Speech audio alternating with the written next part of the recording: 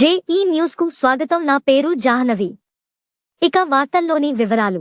పెద్దపల్లి జిల్లా కాల్వ శ్రీరాంపూర్ తహసీల్దార్ కార్యాలయంలో కాడం తిరుపతి నుండి కాల్వ శ్రీరాంపూర్ తహసీల్దార్ జాహిద్ పాషా, విఆర్ఎం మల్లేశం కుమారుడు దాసరి విష్ణు, డ్రైవర్ అంజాద్ 10,000 రూపాయల లంచం తీసుకుంటుండగా ఏసీబీ అధికారులు రెడ్ హ్యాండెడ్ గా పట్టుకున్నారు. ఈ సందర్భంగా ఏసీబీ డీఎస్పీ రమణమూర్తి వివరాలు వెల్లడించారు. ఈరోజు ఉదయము 12 గంటల ప్రాంతంలో కాల్వ శ్రీరాంపూర్ తహసీల్దార్ గారు జాహిద్ పాషా గారు కడెం తిరుపతి అనే ఫిర్యాదుదారు నుంచి రూ. 10,000 లంచం తీసుకుంటూ ఏసీబీకి పట్టుబడ్డారు. ఆయన ఈ పైసలు తన ప్రైవేట్ డ్రైవర్ అయిన అంజాద్ మరియు ప్రైవేట్ అసిస్టెంట్ దాసరి ధర్మేందర్ ఈ ఇద్దరి ద్వారా తీసుకుంటూ ఏసీబీకి పట్టుబడినారు. ఈ ఫిర్యాదుదారుడు మరియు బాధితుడైన కడెం తిరుపతి ఇతను మందమర్రి టౌన్ వాస్తవ్యుడు, మందమర్రి టౌన్ మంచిర్యాల జిల్లా వాస్తవ్యుడు. వీళ్ళ తండ్రి మల్లయ్య గారు సుమారు 15 సంవత్సరాల క్రితము కాలువ శ్రీరాంపూర్ మండలంలోని పందిళ్ళ గ్రామ శివారులోని 28 గుంటల భూమిని కొనుక్కోవడం జరిగింది.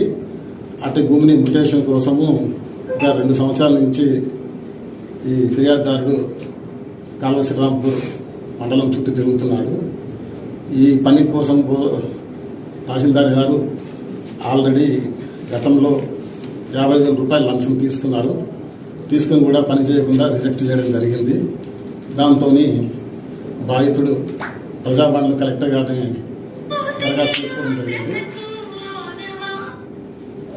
కలెక్టర్ గారి ఆదేశాల మేరకు తహసీల్దార్ గారు గత నెల 23వ తారీఖు నాడు మ్యుటేషన్ చేయడం జరిగింది ఆ భూమిని.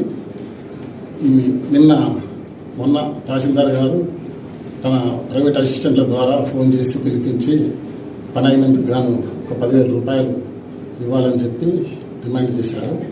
తర్వాత ఈయన బ్యాంక్ లోన్కి అప్లై చేయడం కోసము తనకు మాన్యువల్ ఇది కావాలని చెప్తే, మాన్యువల్ పట్టా కావాలని చెప్తే 10,000 రూపాయలు ఇస్తే మీకు మాన్యువల్ పట్టా సంతకం పెట్టిస్తాను, నీకు పని చేసి పెట్టినా కదా అని చెప్పి ఆయన డిమాండ్ చేస్తే ఆ డిమాండ్ మేరకు మమ్మల్ని ఆశ్రయించడం జరిగింది.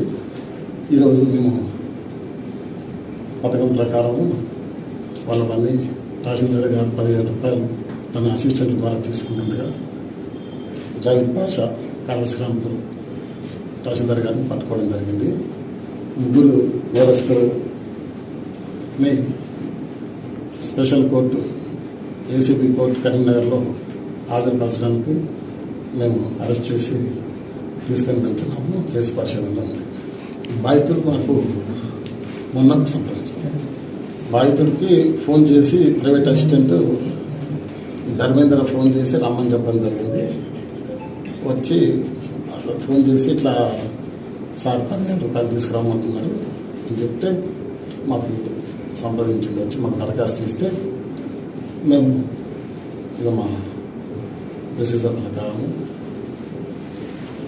ఇక ఈరోజు ఆయన లంచం తీసుకుందిగా